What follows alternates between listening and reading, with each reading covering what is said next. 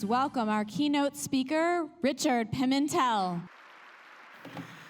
Well, good morning. Good morning. I am really thrilled to be here for a couple reasons. One, I really like what you do, and I'll try and explain why that is during the talk. And the other thing is I'm just always tickled to be in Arizona. Because when I was a young man, I was once kicked out of Arizona by Governor Meekum. Anyone familiar with Governor Meekum? Yeah, later Arizona kicked him out. It was all right. Worked real well. Couple quotes. What I thought of, because they asked me to take the survey, the test, take a look at it. And I said, well, I can do that. I can go ahead and do that. And I did it. My business partner, Milt, who I've worked with for many years, he did it. And he called me first and said, it's really great. It's amazing. I've learned so much about myself. I said, that's really good. He says, but there's part of it I don't agree with. I said, really? What part is that? Well, it says that I'm self-promoting. I don't think I'm self-promoting. Do you think I'm self-promoting? And I said, Milt, in the first 10 minutes of meeting someone, you drop more names than a mafia hitman trying to get in the federal witness protection program.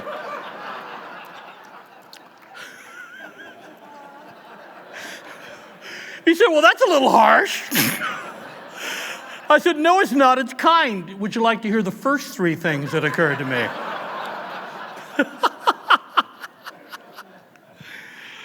Oh, my. Well, I looked at mine, and it was very insightful, and I really liked it. I only had one problem with it. There were 3 of your categories. Only 3 were actually fell in the norm. And I thought, why am I in the norm? I wanted a perfect record. Albert Einstein. Everyone thinks he's a great mathematician. I just think he's the best quote person in the whole world. I really do. My favorite quote of his has nothing to do with this conference. This is my favorite quote.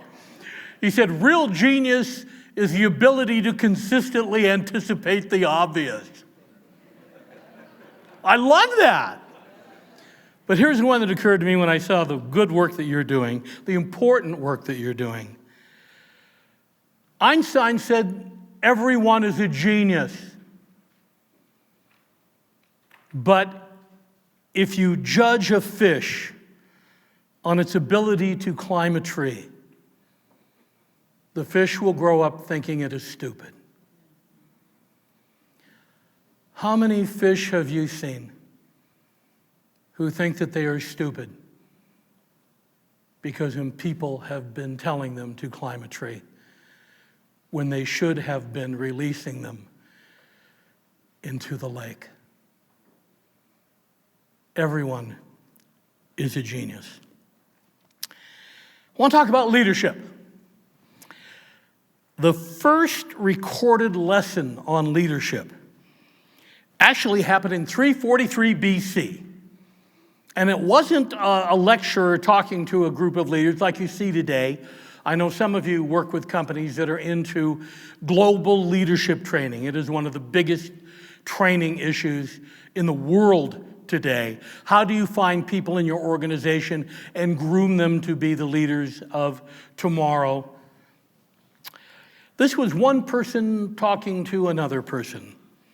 Who would have done that in 343 BC? Well, it would have been Aristotle.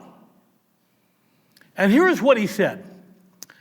He said, I can't teach you to be a leader without first teaching you to be a good follower. So here's what you should look for when you decide to follow someone. And it was the 3 C's. I don't know what it was in Greek, but in American, it was the 3 C's. The first is content. What is content? Means if you're going to have a leader, you need to have someone who knows something. Have we had leaders in the past that didn't know very much? Yeah, we have. We have, and it never turns out real well. Do they know something? Next, are they competent? Content, competence. Wow. So you need to have more than just knowing something. You need to be able to get something done. You need to be able to accomplish something. And the third C, which Aristotle said was actually the most important, was character. Character. In the field of global leadership, one of the problems that we see is that we focus a lot on content, and we focus a tremendous amount on competence, but people just kind of throw their hands up when it comes to measuring character because they're not sure how to measure it. You who make your living measuring things that were once thought to be not measurable probably have pulled more than a hair or two out trying to figure out how do we measure character. Character can be tested for. I'm not sure if it can be measured like that, and we've designed programs for companies to test for character, but character is important. Norman Schwarzkopf, I think, said it best when he said, leadership is a dynamic synergy between strategy and character. And then he said the words that made that quote actually worth learning. He said, but if you have to lose one, lose the strategy. How many companies do we see today that would say lose the character and keep the strategy? It's an interesting thing.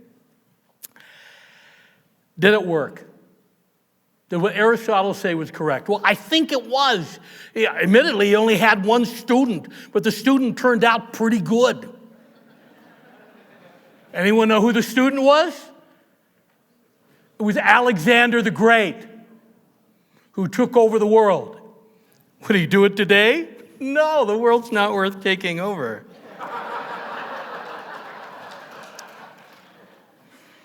And Alexander became a wonderful follower, and as a follower, learned to become a leader. That's ultimately what we all do. Then there was one more thing that you add to content and to competence and to character. Something that makes it all worthwhile. And what is that? It is a vision.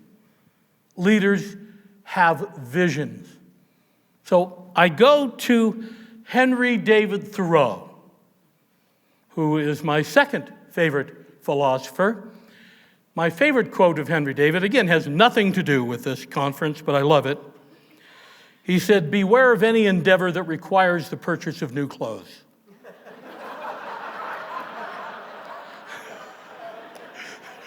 This is a very smart man. But what he said is something you might have heard before. He said, have you built your castles in the air? Because if you have built your castles in the air, do not despair.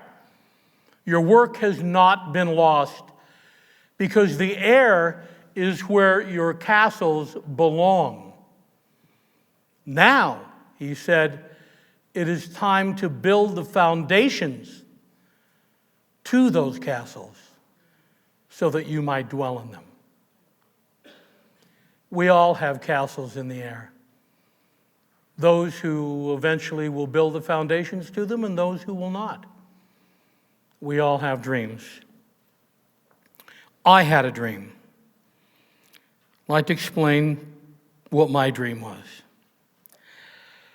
I was raised poor, raised in Portland, Oregon, and lived with my grandmother. One day we went to the grocery store years and years and years ago when they had these little government coupons that they would give for food. They were called food stamps. And Grandma had those, and I wanted breakfast cereal. But you could only buy certain breakfast cereals with those food stamps. You couldn't buy the good ones. There was a rule that you couldn't buy any breakfast cereal that contained a prize. Those were the only breakfast cereals that I wanted. Anyone remember when you'd bring the cereal home and you'd turn it upside down to open it because the prize was at the bottom? You remember that? Who cares about the cereal? And I wanted Tony Tiger cereal. And I told Grandma I wanted that. She said, we can't afford it. I have to pay for that with real money. I don't have any real money. But I pestered her. And she finally said, okay, this time we'll get Tony Tiger. And I was so excited. And we went to the grocery store. This is going to be my best grocery store day. And we got the Tony Tiger cereal. We had to put it in a separate place with all the other food. And when we were going through the checkout stand, I was so excited because I was getting, who knows what was in there. And there was a man standing behind us. I'll never forget it. I was 5 years old at the time. And he said very loudly, so that everyone could hear him, will you look at that? Will you look at all that good food that woman has? My family doesn't eat that way. I'm paying for that food. And then he turned to my grandmother. And he said, old woman, how are you ever going to pay me back for everything that I've done for you? How are you ever going to pay society back for everything that they have done for you? And my grandmother looked at him. She was a proud woman. And she said, sir, my grandmother had a way of turning the word sir into a 4-letter word.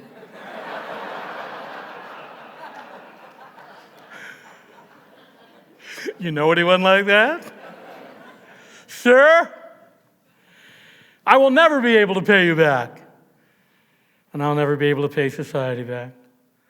And then she took me, because I was hiding behind her, and she put me in front of her, and she said, sir, you see this little child? He'll grow up someday, and he will pay you back, and he will pay society back in ways that you cannot imagine. And then we went home.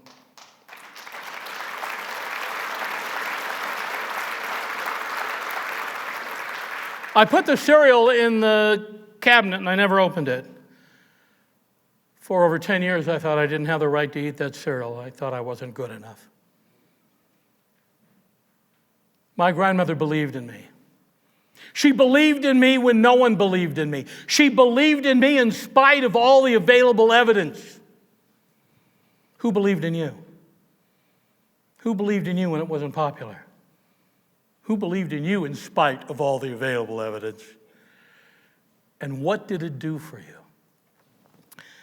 I later got into speaking in high school, and I was reading a quote book, because in high school, your brain actually isn't connected to other parts of your brain, and you are not technically a human being. And I had no original ideas of my own, so I gave award-winning speeches out of a quote book. And I ran into a fellow, Oliver Wendell Holmes. And there was a quote there that intrigued me, and then it did more than intrigue me. It burrowed into me like a beetle, and I couldn't get rid of it. The quote was this, and you might have heard it before. Most people go to their graves with their music still inside them. Anyone ever hear that? Think it's true? Could be true. And I wanted to find out, what did he mean by that? And so I did my due diligence. I did my research. You got to find out who he was talking to, what he said before he said the famous thing, what he said after he said the famous thing. And what he said after was actually more important than the quote. He said, it isn't that they cannot find their music. It isn't that they do not have music.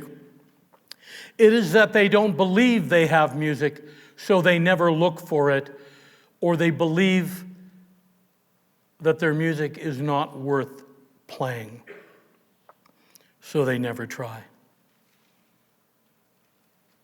Consider for a moment. This is a business. You people are at this conference.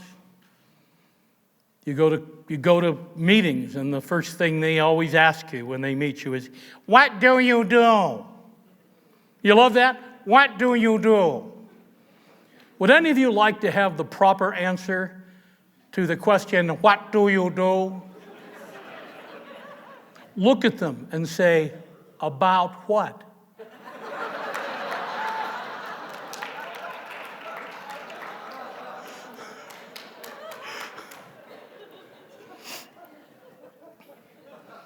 What do you do? I'll tell you what I think you do. I think you've dedicated your lives so that people do not have to go to their graves with their music still inside them.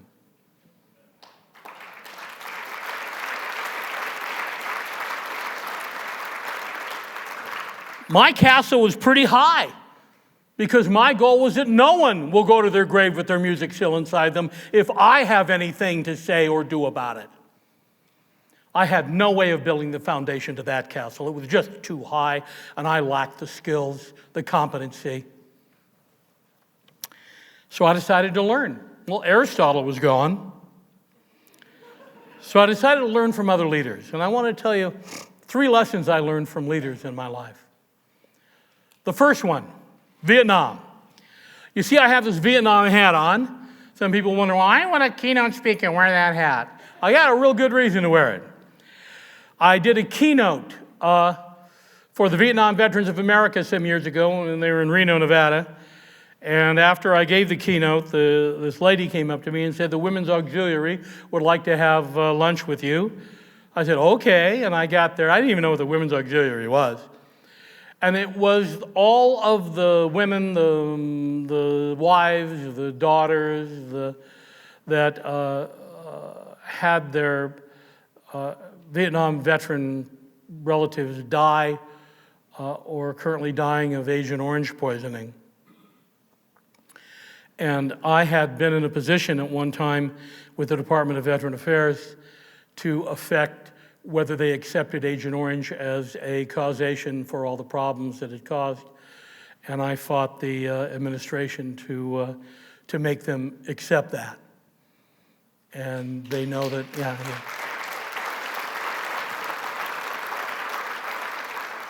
They appointed me to the position to have that much influence, so I decided to do the most important thing the day I accepted the appointment. I wrote my resignation because I knew that what my goal was to do as much good as possible before the government found me out. Some of you might know what's in my profile without even seeing what I wrote now, don't you? Anyway, so I wore this hat. They said, please wear it in remembrance of those folks. Well, I went to Vietnam, couldn't afford to go to college, went to Vietnam, and that's where I took my first test. You know, the Army has all kinds of tests for different temperaments and profiles. They're really good. And I was placed on a 5-man long-range recon specialty team for the 101st Airborne Division. And it wasn't because I was a physical marvel, trust me. It wasn't because I was even a good shot. They had a thing in my file that said, do not give this man a projectile weapon. It was all on my personality profile. I was at that time it was what the Army called the odd man theory. I was the odd man on the 5-man team. I said, what's the odd man? They said, well, 80% of the time when we give you intelligence about what you're going to find, it's absolutely accurate. And about 20% of the time, it has nothing to do with reality. And then all the instructions we gave you break down and no one knows what to do. And we need one person in there that has absolutely no respect for authority and can...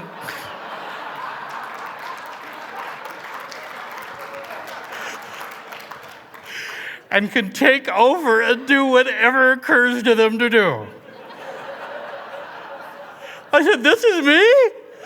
They said, oh yeah, there's no other qualifications could we find. I said, okay. My leader was Sergeant Span. He was an old Korean veteran.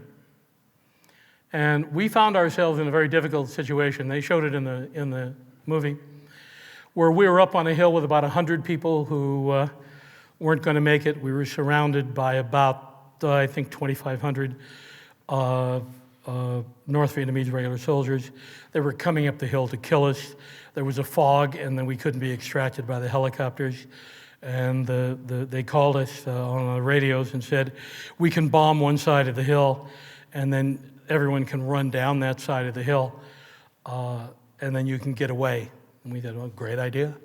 They said, well, the problem is we need 5 people to stay behind to close the back door so they don't come in and follow everyone down. And I thought to myself, well, who would that be? and the sergeant said, well, I think we should do it. I loved him. He always had these cheap cigars in his mouth. They're called Swisher Sweets. They're nasty little things. And I never saw him light one. He would just chew them till they were gone. He says, it's our responsibility. And I said, explain to me why it's our responsibility. Since I had no respect for authority, I wasn't going to take his word for it. Explain to me why it's our responsibility. I said, because I'm in the Army? And he says, no, you don't even understand the word responsibility, do you? I said, I guess not. He said, well, let me explain it to you. He said, we all have abilities. Every one of us has abilities. I said, yeah? And he says, when we are faced with a situation and we look at our abilities and we can have an impact on that situation, we have to ask ourselves this question: what is our response to our abilities? Wow. That had nothing to do with authority. I couldn't push that. Did I have the ability to stay back there and slow them up? Yeah, we did. All 5 of us did. We were the only 5 that did. So what was our response to those abilities? We stayed back. We blocked the back door. We held them off long enough so the other 100 could get away. You say, well, why aren't you alive? Well, because when they were coming up, we bombed the hill that we were on. And it sort of deterred them, and we ran down the other side. Bottom line, the most important lesson I learned was that incredible lesson of responsibility. It has nothing to do with what the people in charge of you tell you to do. It's what you and your abilities tell you to do in the situation and what your response is to that. My friends, I learned that from him. You saw my friend in the movie, Art Honeyman. He had cerebral palsy. He had a lot of cerebral palsy. He had more cerebral palsy than Johnny Manziel has bad judgment.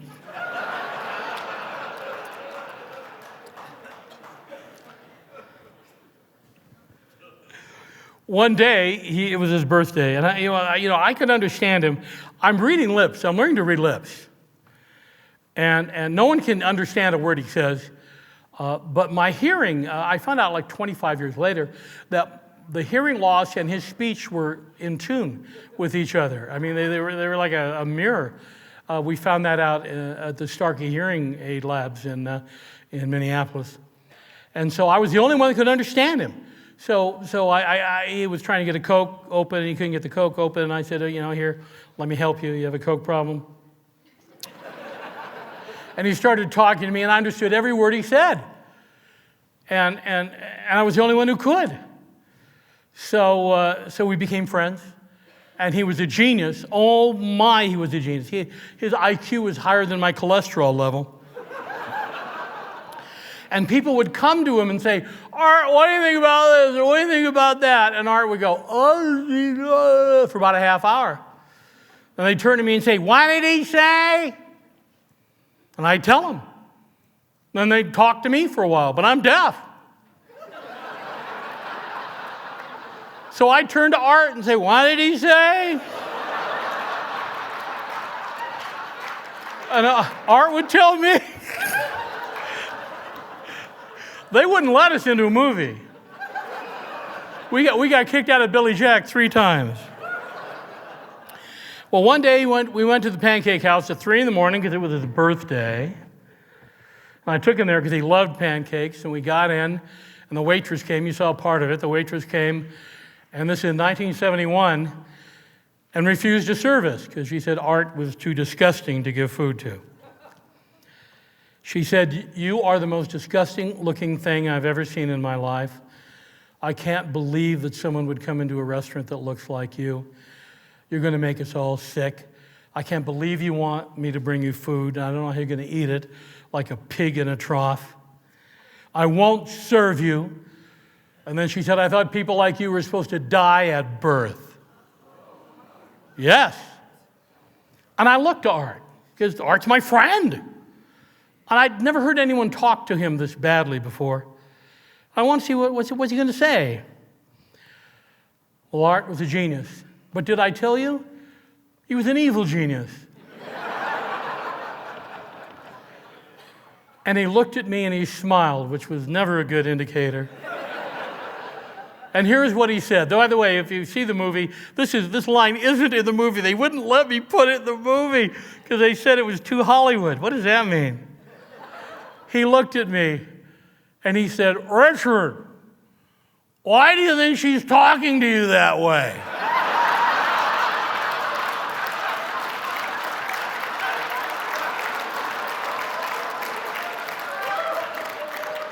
You don't look any worse than you usually do. I've wanted to say this, but you're my friend. I said, she's not talking to me, she's talking to you. You know, well, how can you be sure there's only two of us? I think she wants to take me home. She's trying to get rid of you. So we got in an argument over which one she wanted to spend the night with, and this made her even more angry. And she called the police. And the police said, either leave or go to jail. And Art said, I want to go to jail. And then he said, and Richard wants to go to jail too. I'm thinking, no. I was raised poor. I want a good job. I'm graduating from college. You know, and back then, if you had gone to jail, you couldn't get a good job with a big American company. Now you get a job with a big American company, and then you go to jail. But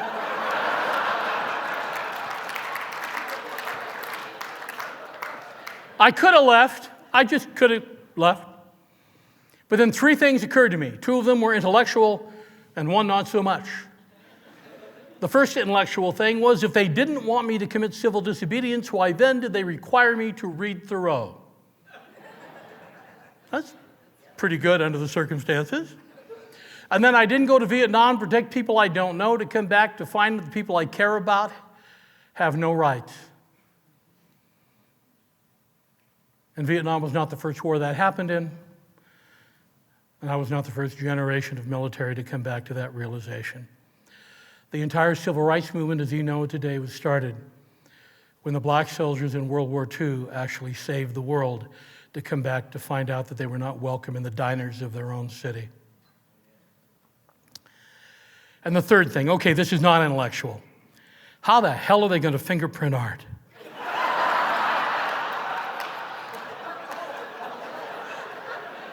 This has got to be worth seeing. So I said, I want to go to jail. And they did. They put us in jail. They put us in a holding cell, gave us pancakes. Then found that we were guilty of what was called breaking an ugly law back in 1971. There were 20 such laws in the United States. Cities had laws that said people who were maimed, crippled, deformed, or otherwise unsightly or improper people could not be out in the public thoroughfare. Didn't know that, did you? Yep. And they found us guilty. And we came out of the courthouse, and Art starts laughing. I said, what's so funny, honeyman? He said, oh, we got pancakes. I still got my $10. Want to do it again? I said, yeah, let's do it again. So we went out and got arrested every weekend because Thoreau said if you make the government enforce an improper law, eventually the embarrassment of it will cause the government to change. You say, who would believe a silly thing like that? Gandhi? Martin Luther King? Me? Oh, I'm not in that company, I just believed it. And it worked. We worked for the next 30 years to make all those laws go away. And we found the only way we could do it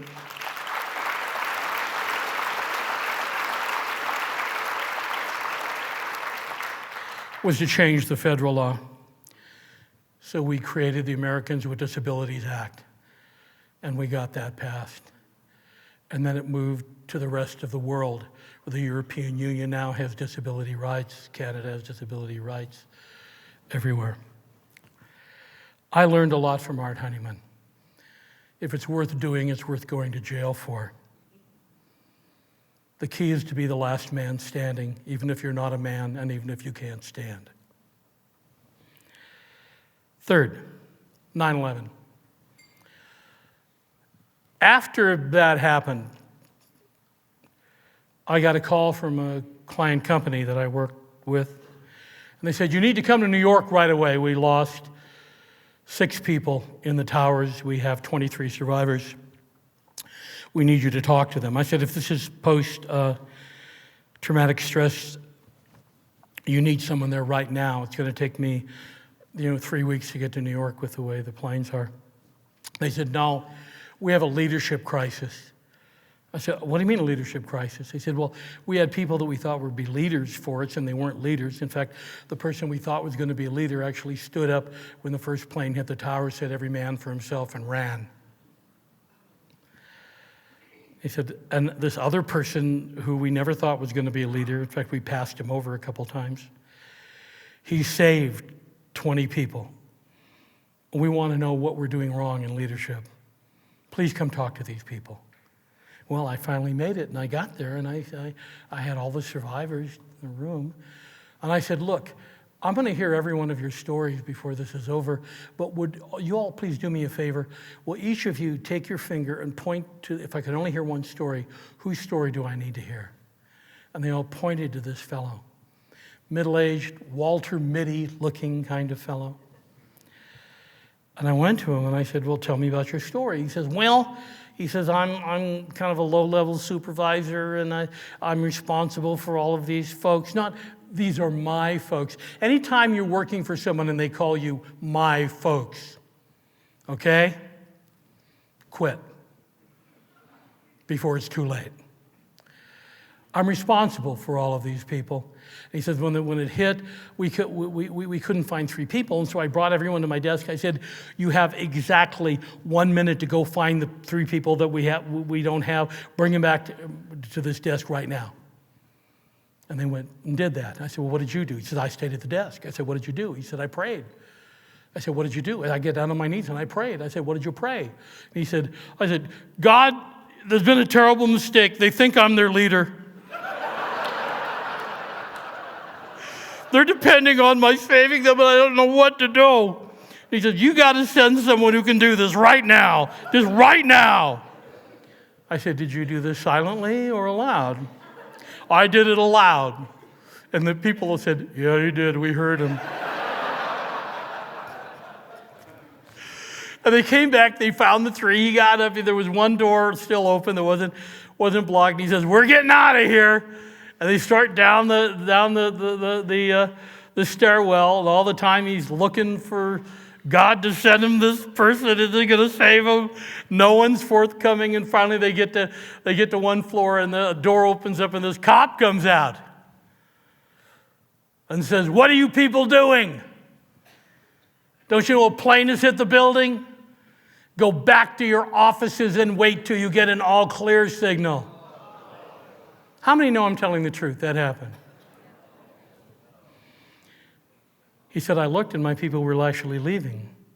I said, what did you do? He said, pay no attention to this man. Follow me. We're getting out of here. And he took him down to the street and saved their lives. So I turned to the group. I said, why did you follow him? They said, well, he's our leader. And I turned to him. I said, how did you know? How could you know? He said, I didn't know. I followed my rule. I said, you have a rule? You have a rule of what to do when you're in a building and a plane hits it? You have a rule?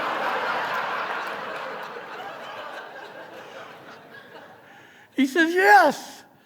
He says, when in doubt, get out.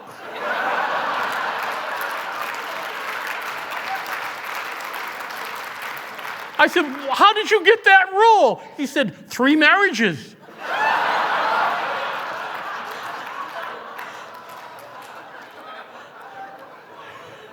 And so I said, why is he your leader? He cares about us. He would never lie to us. When there's a hard decision coming down, he brings us together and explains what's happening. He would never take credit for our work. He makes sure that we're all on the bus and would never throw one of us under. He knows that people are more important than stuff. My work is done. I called the CEO of this major company and I said, well, I can send you a 23-page report or I can send you a 1-line report. What do you want? He said, give me the 1-line report. I said, people are more important than stuff. He said, okay, got it. And he did something about it, which I think is pretty cool. We learn. We learn leadership. You are a leader in your field, but more important, what you're doing is so worth doing. I had a good friend of mine once tell me, he said, I don't do anything that wouldn't be worth doing for free. That's my first rule. I don't do anything that wouldn't be worth doing for free. I said, okay. He said, you want to know what rule 2 is? He said, what? I don't do anything for free.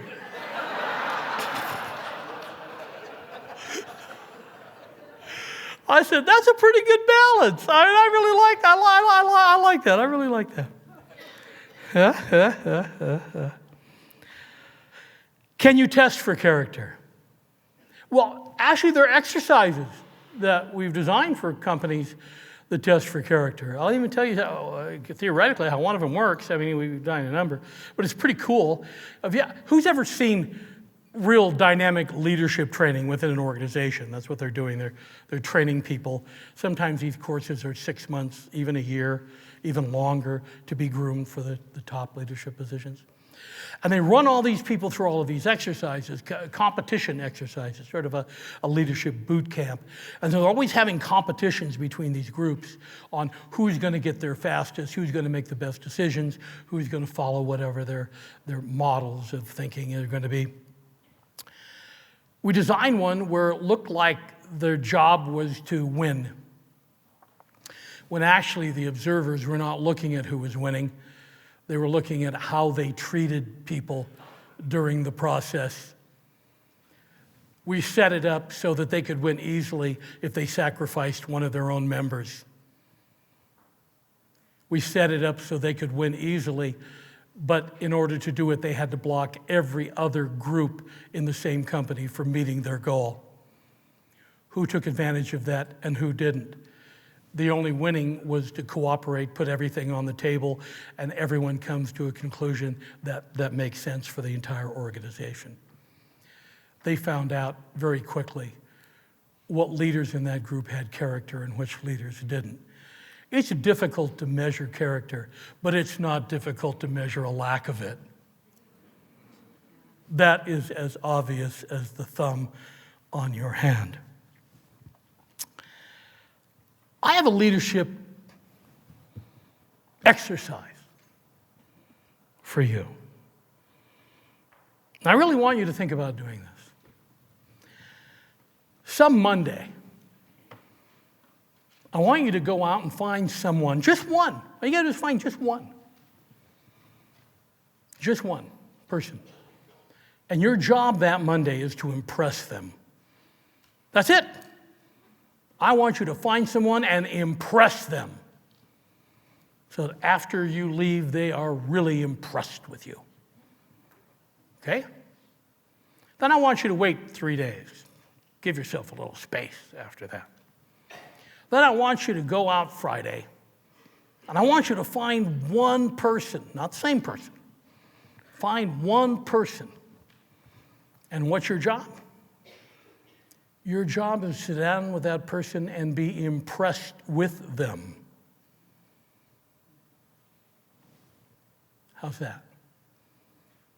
And then ask yourself at the end of that little exercise, what skills did I use on Monday? Was I the kind of leader that I would want to follow on Monday? What skills did I use on Friday? And was I the kind of leader that I would want to follow on Friday? Next week, because this is like a 2-week exercise, go out on Monday and find somebody and get them to believe in you. Whatever you need to do, get them to believe in you. Wait 3 days. Friday, here you go. I want you to go out. And I want you to find one person and get them to believe in themselves. What skills did you use on Monday? What skills did you have to use on Friday? Well, the one thing you'll be using on Friday that you didn't have to use on Monday was listening, empathy, understanding. Get them to believe. You know what Monday was? Monday is a day of motivation. Friday is a day of inspiration. Do you want to be a leader that motivates? Or do you want to be a leader that inspires? Think about the leaders that you've had in your life. Think about the ones that have tried to motivate you. And think about the ones that have tried to inspire you. I believe you are still being driven today by the leaders that have inspired you.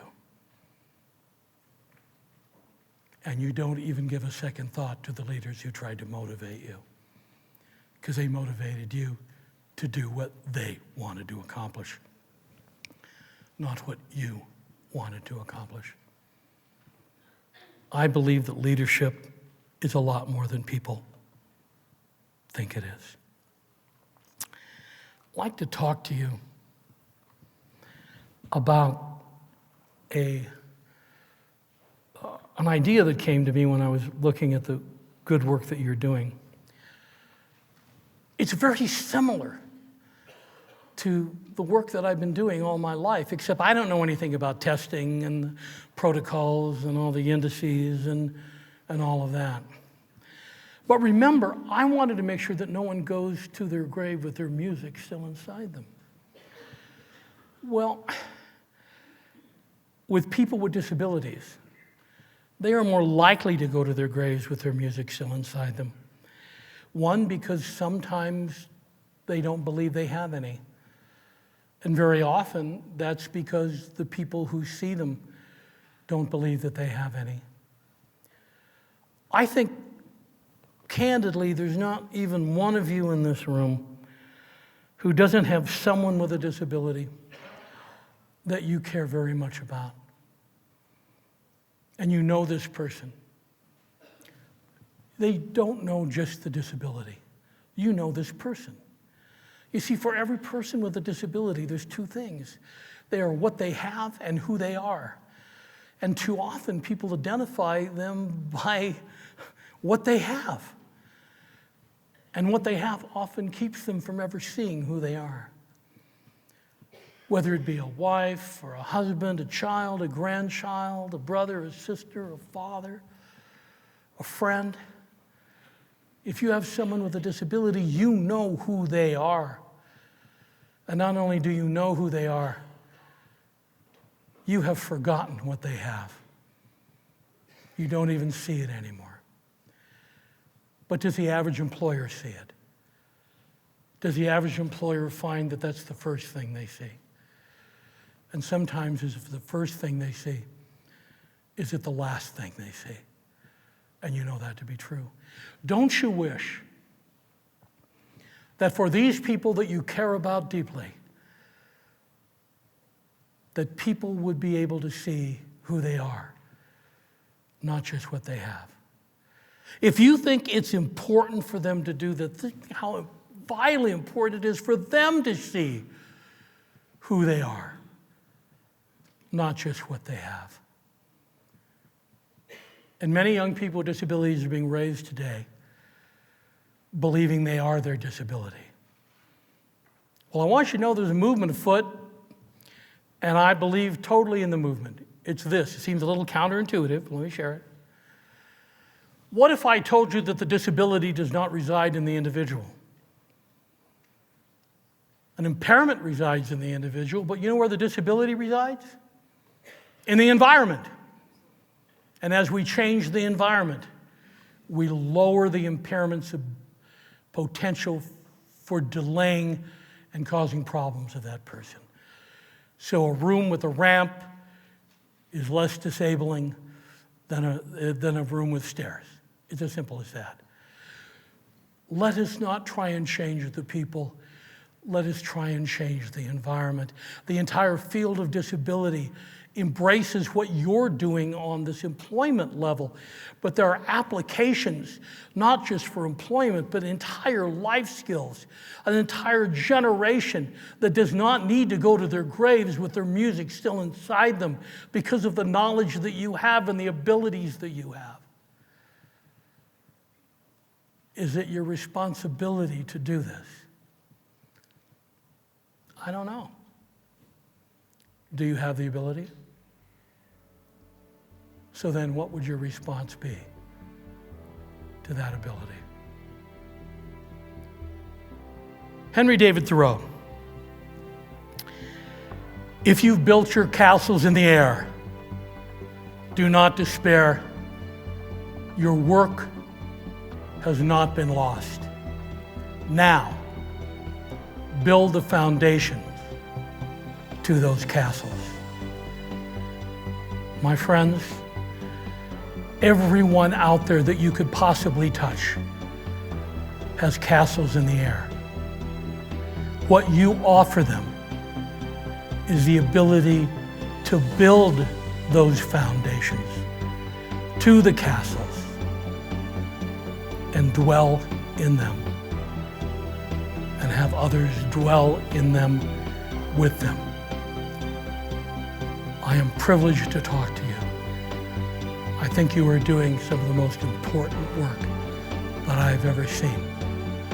And I'm thoroughly impressed, even though I'm not happy about being in the norm in 3 entire categories. Thank you very much for your time.